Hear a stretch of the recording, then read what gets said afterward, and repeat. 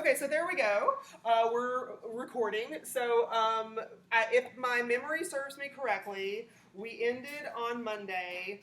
On the second, we were transitioning to the second branch of that social structure is what we renamed the chart. So social structure has three components to it. It's a complex framework of three different components. What are those three components? Social institutions, statuses and roles, and social groups. And I'm sorry, we're not on social groups. We're on statuses and roles, aren't we? I think we did I think we passed the status and We were going into Oh, I social don't think we groups and could have. Do you have vocabulary words like position people hold in society for statuses.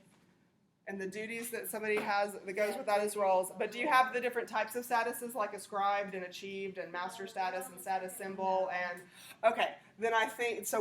We started with statuses and roles. We did not start with social groups yet.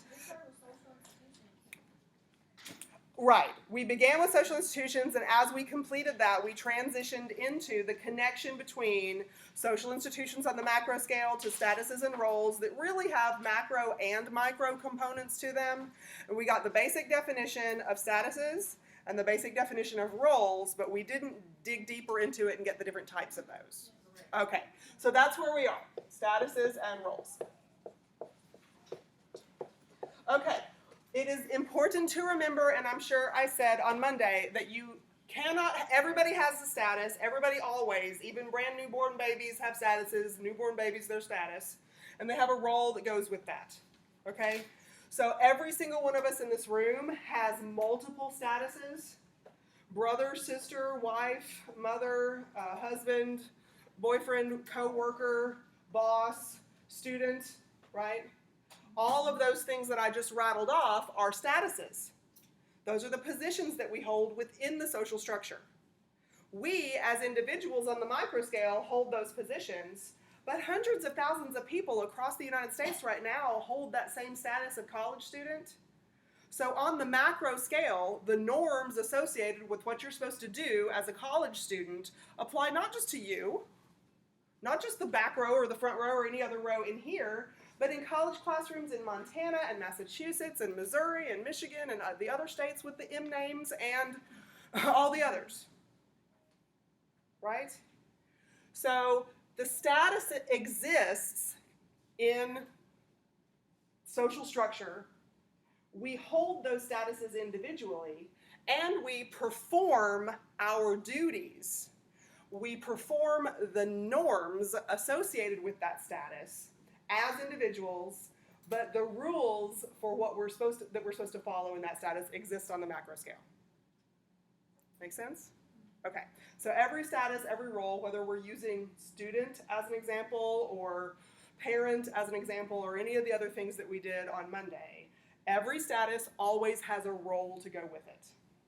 Now, there are three different kinds of statuses that we're going to focus on. Two of them first are important to make. There's an important distinction that you have to make between the different kinds of statuses or among the different kinds of statuses that you occupy. One type of status is called achieved.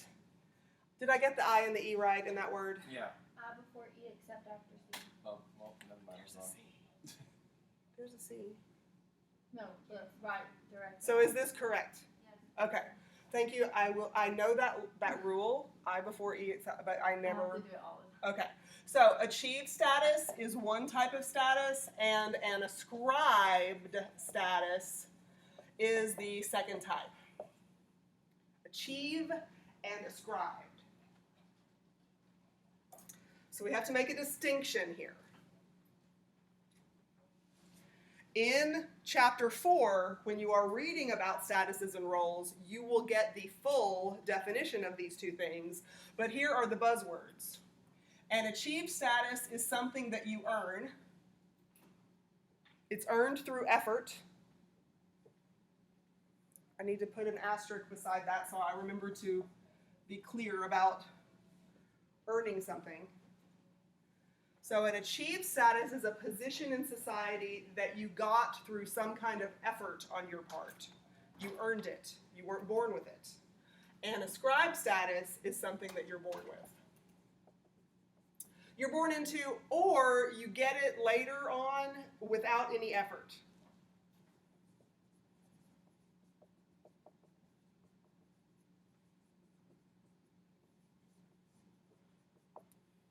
More than just one buzzword for that one, but that's the distinction between these two things.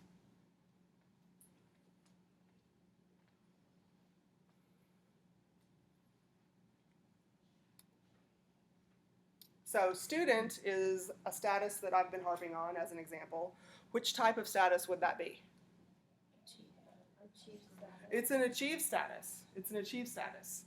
I know that it's a little tricky because you don't have a choice to be first grade through 12th grade like you're supposed to go. I know you can drop out of high school at a certain age and you're not in violation anymore, but student is an achieved status because you have, in order to remain a student, do you have effort on your part? Like in college, for instance, if you go to college and you don't pass, a student has a role that goes with it, and the role includes success. Success doesn't mean everybody has to make straight A pluses, but success means you have to graduate with a 2.0 or higher. Like you're not here to just stay here. You shouldn't be. Not if you follow norms of society. So achieve status, student is an achieve status. You earn the position of student time after time after time. Just like you have to earn second grade from first grade, right? You have to earn fifth grade from fourth grade, okay? So yes, our society has education system as a social institution because the norms in our society say we want everybody in the population to have a standard amount of base knowledge. And that standard amount of base knowledge that so far everybody in the United States agrees on is 12th grade. Does that mean everybody finishes the 12th grade? No. But if you don't finish the 12th grade, do we have a whole bunch of safety nets in place to try to help you get through it later on when you decide? Sure. We're going to encourage you to go and do that whether you're 30. We want you to go back and get that high school diploma if you don't have it yet. Okay? So the role that goes along with the achieved status, if you follow the norms that are in that role, then you're going to earn that achieved status. Are you supposed to stay a student? No. You'd have a status change. What are you supposed to transition to? Don't be a rat. What are you supposed to transition to? Sorry, online students. It's We behind have there. a. You have to look. No, I'm not going to go look. But anyway, there's a weird noise, and if we all scream and run from the room, it's don't be alarmed. Okay. All right. Back to what was I saying? You are supposed to transition from being a student. You're not supposed to forever be a student. What are you supposed to become after you finish being a student? Whatever you're going to be a student. There are several different answers here, but all the answers are status words. All the answers are achieved status words. Graduate is an achieved status. Graduate, the role associated with graduate has to do with job seeking, job getting, career entry, right? Behaviors associated with that. I heard some of you say, oh, the next status that I have to have after student is employee. Yep. You're supposed to transition into that status. And then you'll have a role that goes with that status. And as an employer, the employer has an idea that exists on the macro scale that they learned in their socialization process about what a good employee is, right?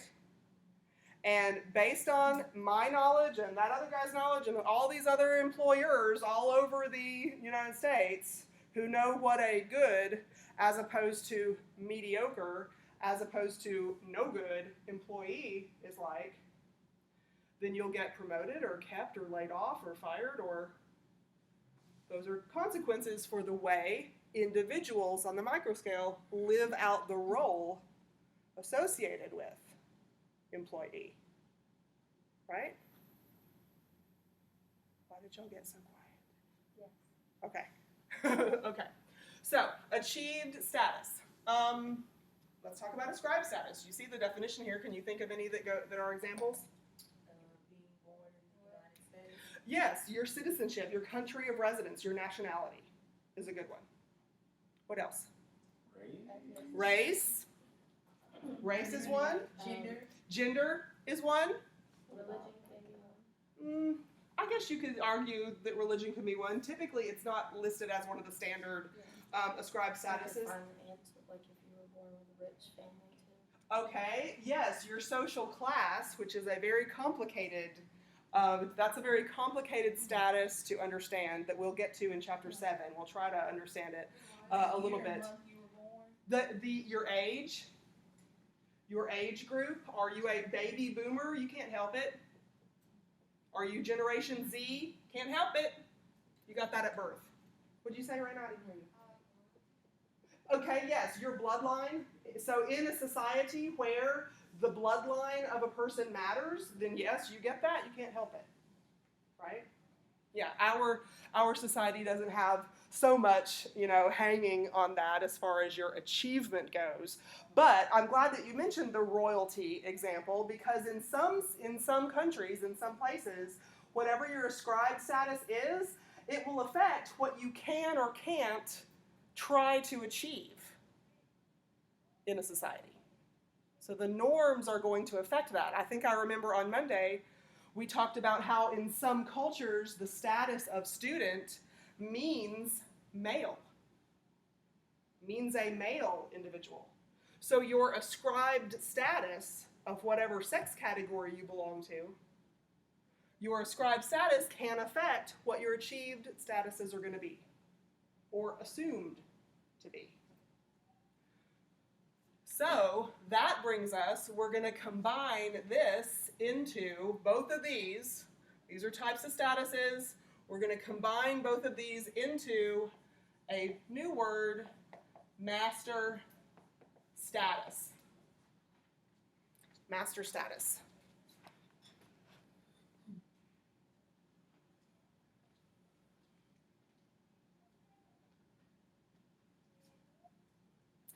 So, think of the master status as, of course, it's a position you hold in society, because that's the definition of the word status, right? It's a position you hold in society, but it is the most important position you hold in society. You can say it's the most significant position you hold in society. It's the most meaningful.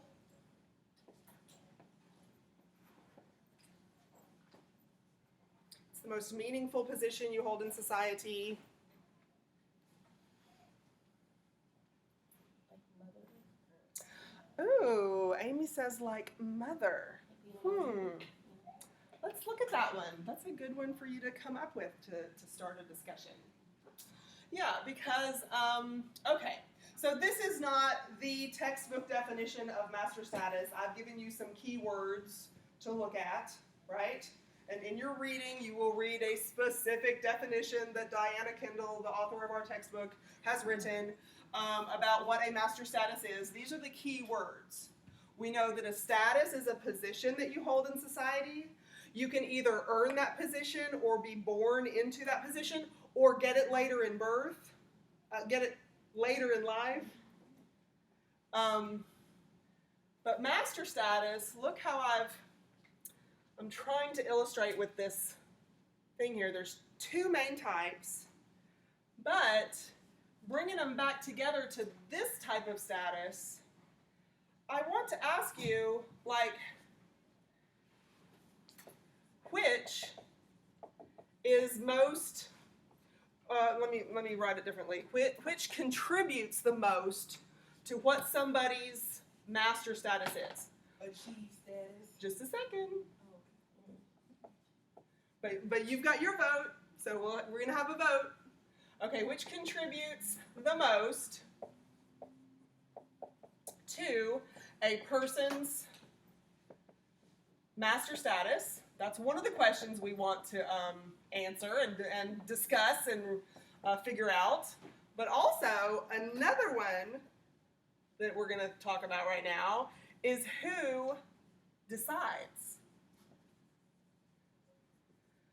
what someone's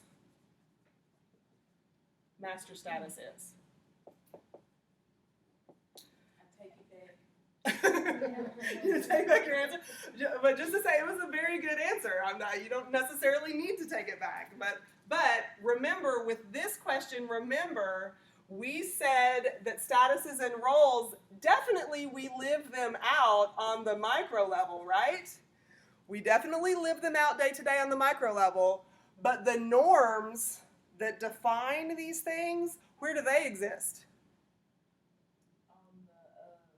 On the macro level. So the norms that define these things exist on the macro level. So that complicates the answer to this question quite a bit, that we need to ponder for a second before we decide whether our first answer was, we want to take it back or not. Yes, sir. I feel like the answer to that question, to both those questions, depends on where you are. You feel like the answer to both of these questions depends on where you are? I agree with that, because is culture the same every single place, or does it change from one place to the next? Changes from one place to the next. So therefore, is it true or false that norms stay the same from one place to the next? False. It's false, because norms are part of culture. You've just told me culture changes from place to place. And so if that, therefore, norms change from place to place. So if the roles, if the definition of statuses, that's the definition of status, that it's a position in society. But if the positions in society are defined by the culture, and the roles that you're supposed to play out are defined by the culture, then statuses and roles are different from one place to the next. And therefore, you're absolutely right. The answers to these questions are going to depend on what the culture is, what are the beliefs and the knowledge and the rituals and the traditions and the customs and the norms and the values. Absolutely. So it's described status, because basically it depends on where you are, who or where you were born, and things like that. But what if you move? You have Very to good question. adjust. Just go ahead and speak up. We're going to have a conversation. Oh, okay. You don't have to raise. Okay, sorry. To bounce off of what she's saying, to bounce off what she's saying, if she were to move, then she would have to conform to the norms of that society. That's a good word, conform. So if we're going to conform to the norms of where we are, that means we're going to try to live up to the role associated with whatever status we have in life. And that's true, and you're right, if you move from place to place, you should expect minor changes. If you move from here to Mississippi, minor changes. Here to Montana, maybe bigger changes. Here to Canada, bigger changes still, right? Okay, so, but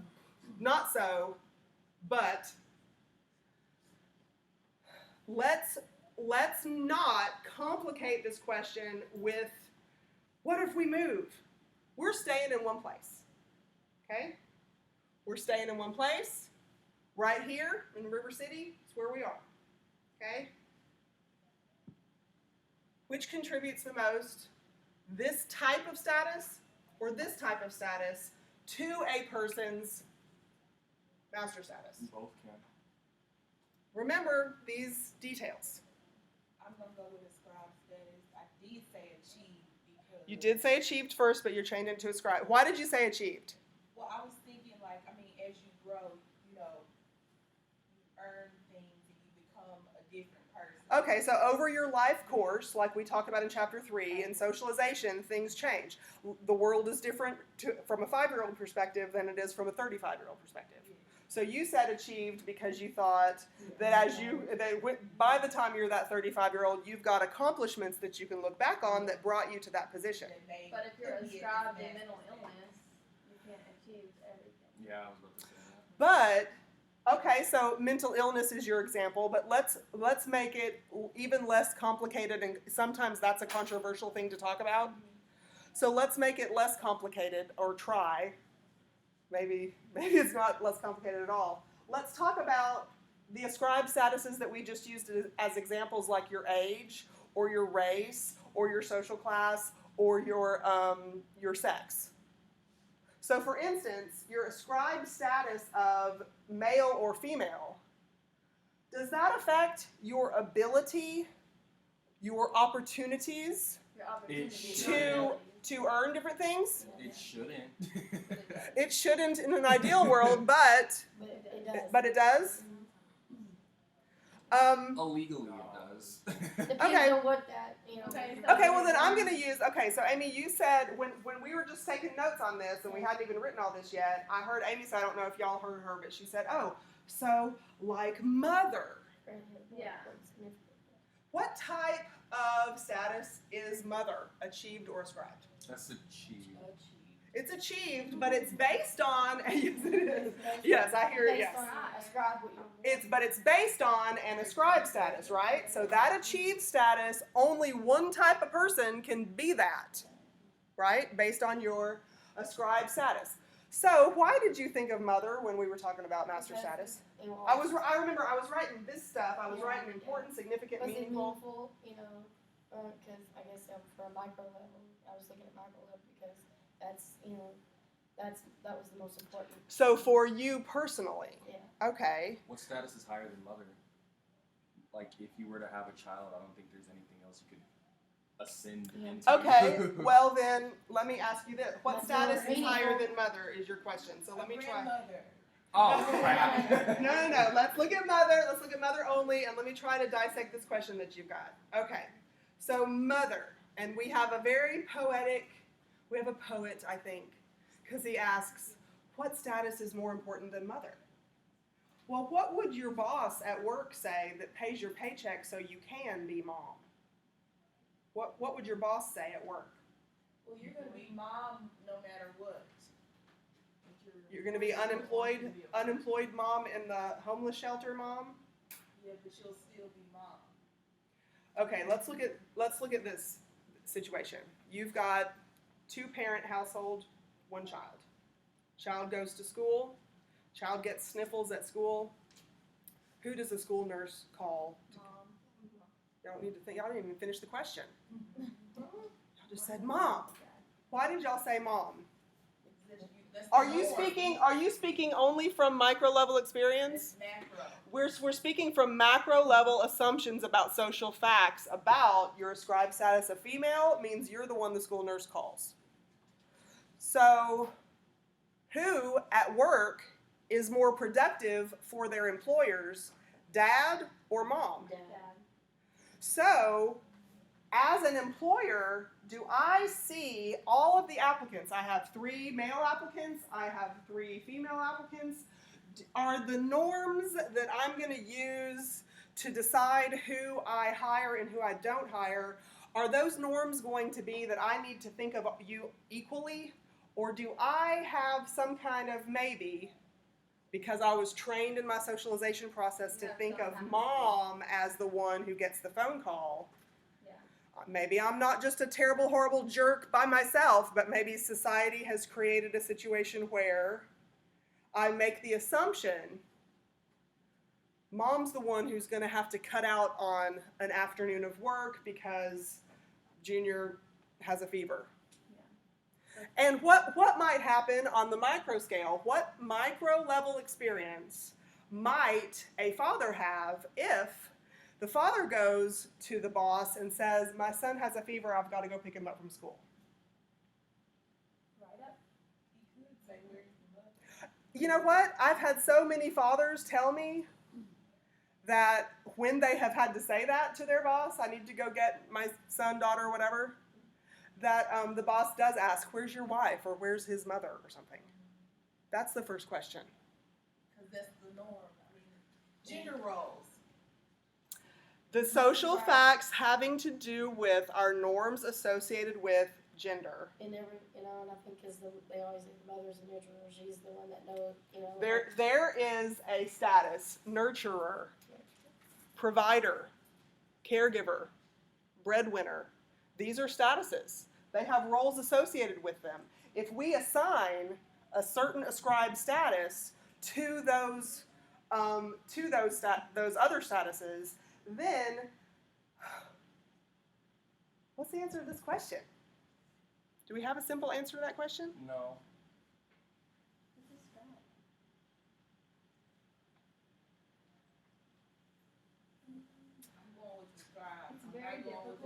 pretty sure ascribed is more.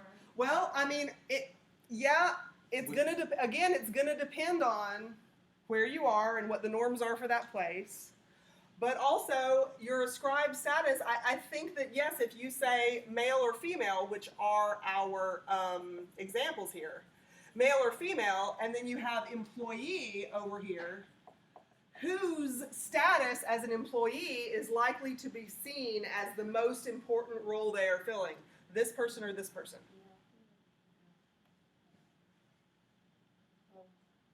Which answer do you want to go with? Wait, which question? Okay, are you so yes. asking? Let me try to do And that. Let me try to do that again. questions. Okay. So the ascribed statuses that we are highlighting right here are male and female. Okay? And the achieved status that we are highlighting here is employee. So based on the macro level norms, the macro level social facts about males and females in society, Okay. if occupation or your status as an employee, if society sees your status as an employee as the most important status that you occupy, who are you most likely to be, a male or a female? A male.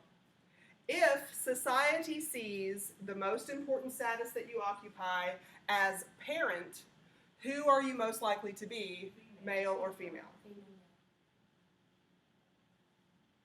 So, if you are a female who wants to be regarded as a career person first and foremost, and you don't want kids, I'm not interested in kids. Family is not for me. Do you think you have full status as a female on the macro scale, or will people have a different idea about you as a female? The potential to get pregnant is already a flaw in the Right there. What you just said. My Anything mom you As I just- say, they My might mom change their has mind. specifically said that. So, let's answer that question. Ascribed status. Could be both. Yourself. Ascribed status. It depends on who's looking. I'm going But with who's looking? Since we've got Me. micro and macro. We're looking. Ourselves are looking at And that. it's But do you live in a bubble, or do you have to deal with the macro scale social structure and social facts that you inherited at birth? You of course have to deal with the macro level. Yep. That's true. So it's don't a know. complicated answer, and there's an excellent section in chapter 4 about master status that looks at status of employee. What do they call it? Occupation. Occupation as a status being more significantly associated with your ascribed status of male, and parent as an achieved status being more specifically associated with your ascribed status of female if you're a female. Maybe the female has to have an occupation, but who is the school nurse going to call when Johnny has a fever? The female. So she is assumed by social structure to sacrifice the occupation part when she has the child. And even if you profess, I'm never going to have kids, there's the assumption that she'll change her mind, something will happen, biological clock ticking, whatever the folklore is about these kinds of things in society. Macro scale norms affect however enlightened we think we are about equality and fairness. Macro scale norms affect all of us. I changed my answer. I think it's achieved. Tell me why. If you can argue why and convince me, then give me the answer why it's achieved. Hang on, because I had it.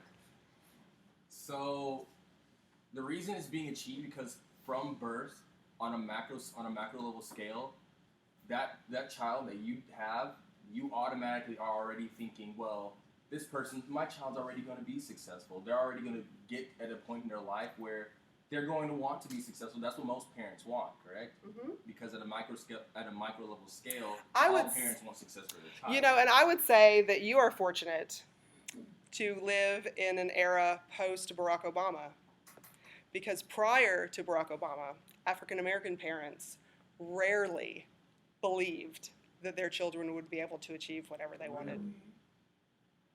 Absolutely.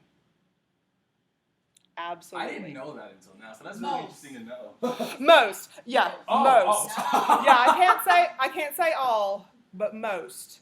And let me just say that many, even most, parents today truly don't believe that their female offspring can be anything that they want.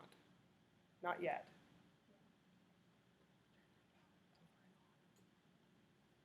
Don't use your cell phones in class. So it's complicated, right? And there's lots of details. You know, we've had to simplify this pretty, you know, let's take this out of the equation. Let's take that out of the equation. We've had to kind of simplify it to get this talk going. We have to always deal with what we can't control first anyway, so ascribed is just fitting. So, you know, like a single parent, you know, would that change, you know, even, or is that still like, you know, the employees? Well, I think that the single parent status, certainly if single and parent didn't affect life experience and outcomes, we would not have a phrase called single parent. Yeah. And when I say single parent, do we assume male or female?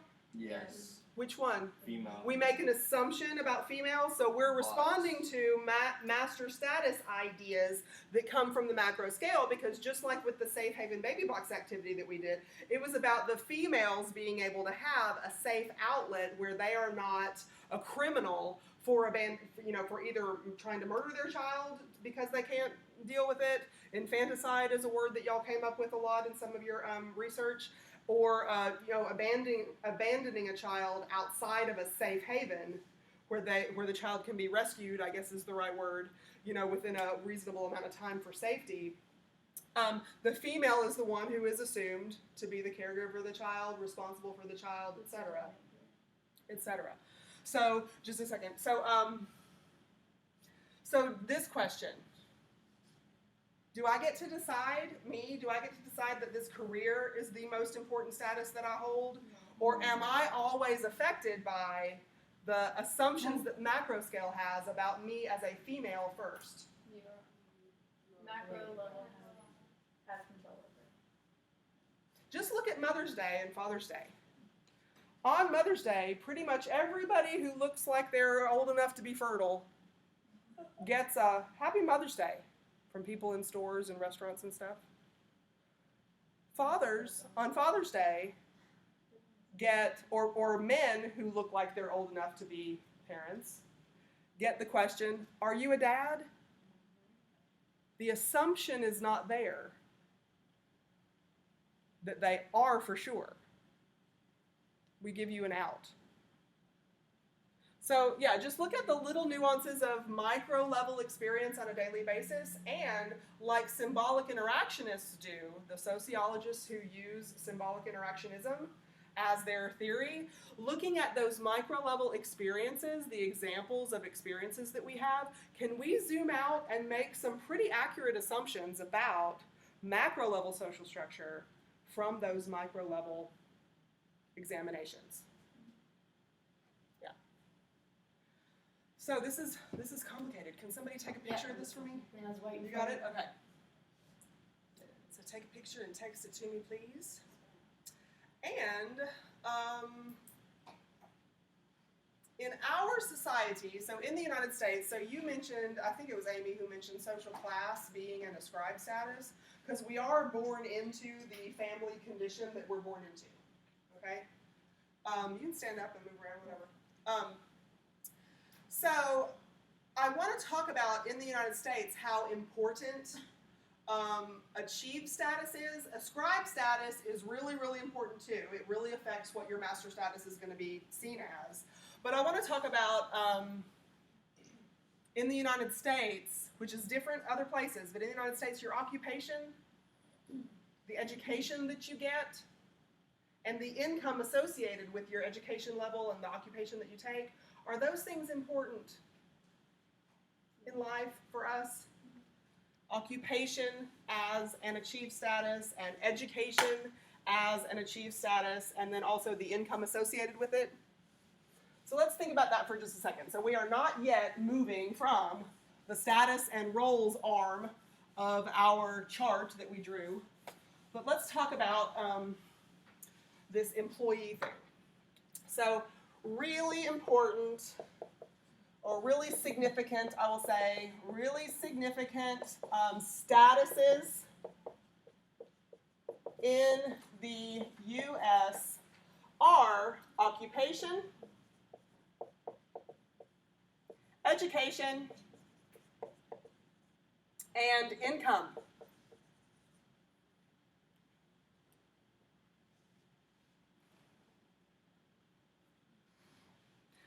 Yes, sir. Oh, okay. So, I'm sorry. Well, if you don't have an education, chances are you're not going to have a great occupation. If you don't have chances are if you don't have a great occupation, you're not going to have income. Okay, so you're looking at, so you are zooming out and you're saying, okay, on the macro scale, your education level is connected to the kind of occupation you're qualified for, and income is associated with occupation also. No, you disagree? You can be born into money. You can, but on average are most of us. No. So it's important to remember, yeah, so the answer is on average, most of us are not. But we are definitely born into different social positions, because we just talked about ascribed status, we talked about class being in ascribed status, and we will get into that very deeply in chapter 7. It's pretty interesting stuff when we look at how we are born into different positions in society. Anyway, so let's look at this just really quick. Sorry, it's getting hot here for me, so I'm gonna open that. So these are really significant statuses in the United States. These 3 statuses are going to be very important in understanding the topics that we get to when we get to chapter 7. Right now we're on 4 and 5, so we got a little time before we get to chapter 7, but you have to build from one chapter to the next. So these are achieved statuses, right?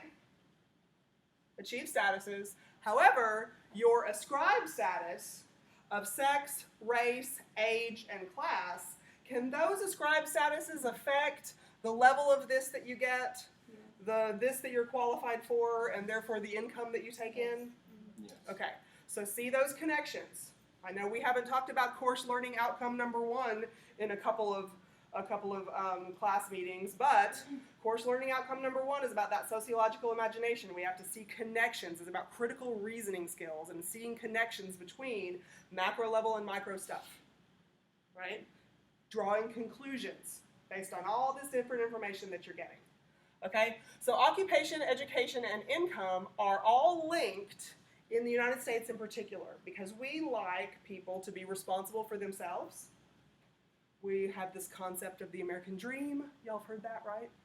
And you're responsible for your own position in society.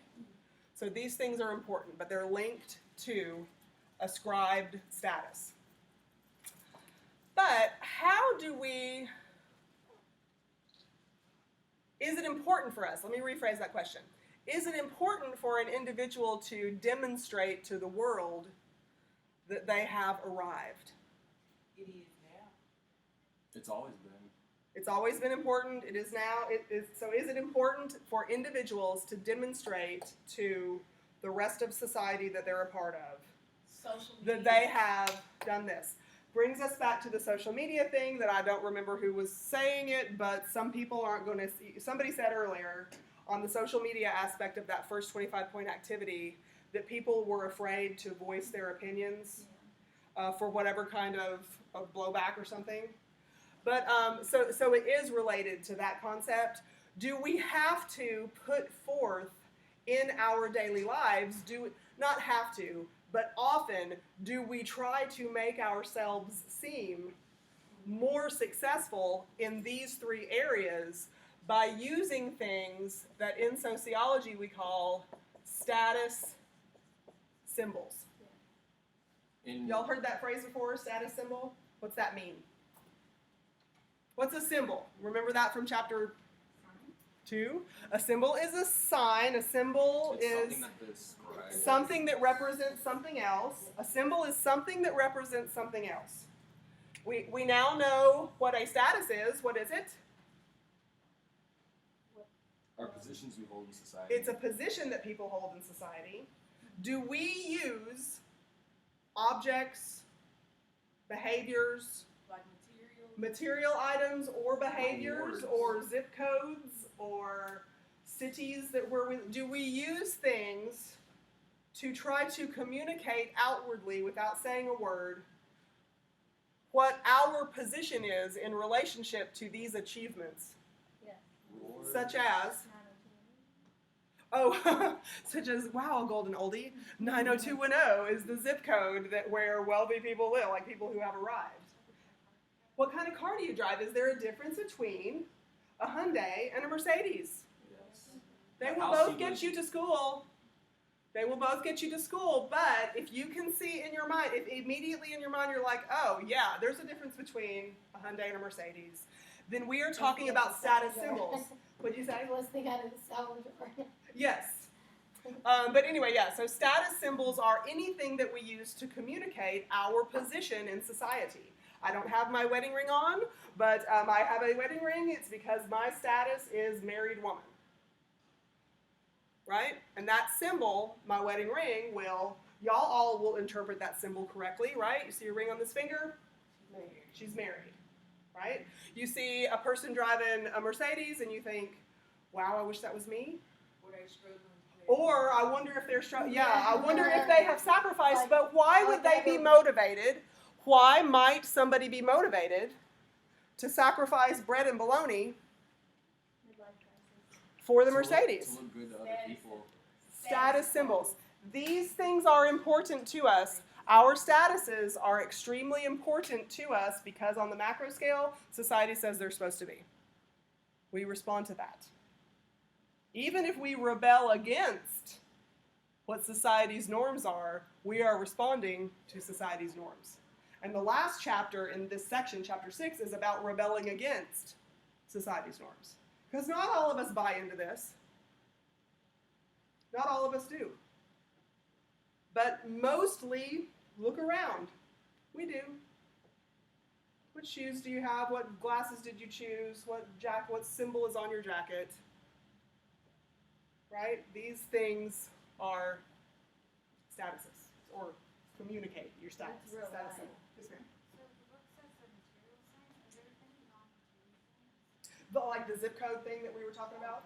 Yeah, so absolutely, there can be non-material status symbols, like the zip code, the apartment complex that you just must live in, the area of town, the city itself that you live in.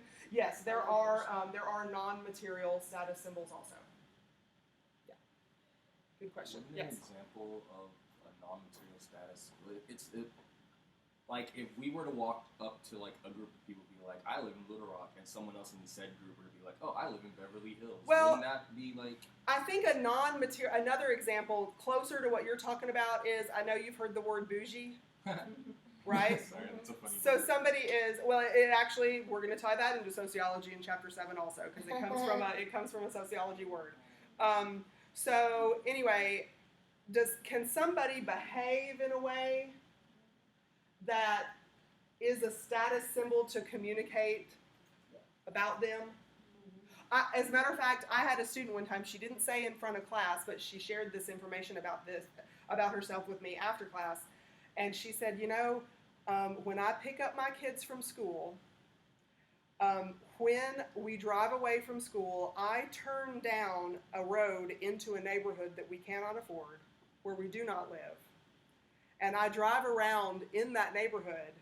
My kids don't even know how to go straight home, because she drives around in that neighborhood so that her kids will see the houses, and the parents who she's driving beside will see her turn into that neighborhood. And she drives around for a while before she crosses over that main street and goes to the other side and drives to her house. Don't judge her. What's she responding to? Status, the social She's norm. responding to master status. She's one of those moms who wants to show her kids that there is a different way. And if you wake up every morning and all you see around is poverty, what might you think is the norm and where you're going to stay? So is she showing her kids that it's a different way, or is she trying to make the mothers that's next to her think I that was she just lives in thinking- the neighborhood? Both. Okay, that's doing too much. So is buying a Mercedes when a Hyundai is going to get you there. So is buying a Mercedes when a Hyundai is going to get you there. But see, here's the deal: you can buy whatever you want if you have great credit. That person could have just had great credit. Where the money? Keanu Reeves actually rebels against the status quo. Does he? Oh, He he's. takes subways. He doesn't live high and mighty. Yeah. I did not know that about him, but yeah. I love it. Okay, so yes, but you have to know that there is this push for the, to use your word, high and mighty, Yeah. in order to be able to rebel against it. Yeah. So actually taking the subway when you could have a private driver and a limousine take you everywhere because you're that wealthy is still a status symbol. I'm a down to earth guy. I want you to know it. See, I'm on the subway. There's, I could have a private driver. So even that is a status symbol. Yeah. there's actually a paradigm shift going on where teenagers nowadays think bougie is more negative Than they It's did positive than they did is 10 back years then. ago. Yeah. Because a lot of my friends, like, they're like, when they see someone who's like dressed in Gucci or whatever, they're like, oh, that person's privileged, and they mean it in a negative sense. And so because privileged is a bad word these days. nowadays it is like if you refer to someone Is as pri- privileged, is You So go to most privileged. diamond stores about the same thing for less. yeah, so privileged. There's a status. Privileged. Is privileged something that is affected by ascribed status, or is it only achieved? that's achieved. Privilege? It could be both. It could be both. Well, are males and females treated differently in society? Yes. So is your Sadly. ascribed status going to affect your privileged nature? that Somewhat. way? Is your race going to be a factor on whether you're privileged or not? Somewhat. No, not somewhere. How- Always. Always. Always. How difficult is it for you to find band-aids that are your skin color? It's true. I never thought about that. Privilege. Who's privileged and who's not? It's very complicated. It's Even with fun the to talk food about. It's fun to try to fix. Well, if you got a kid and you have the cartoon band-aids. Yeah. You'll have to get the Spider-Man band-aids or whatever.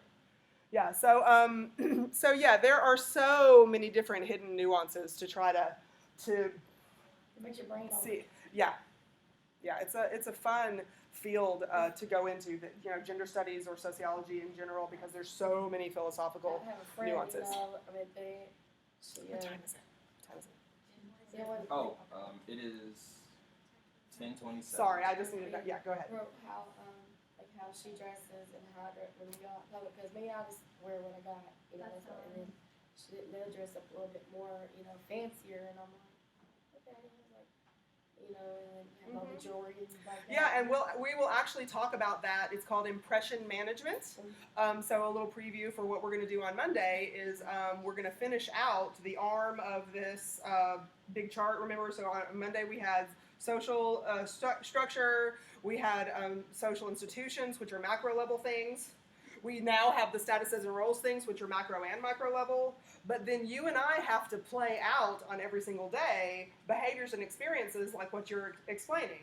So I just, you know, roll out of bed and change my shirt maybe and go out, and that's me. But and we have individualism as an American value, right, that we studied back in chapter 3, I think it was, or chapter 2, when we looked at norms and values.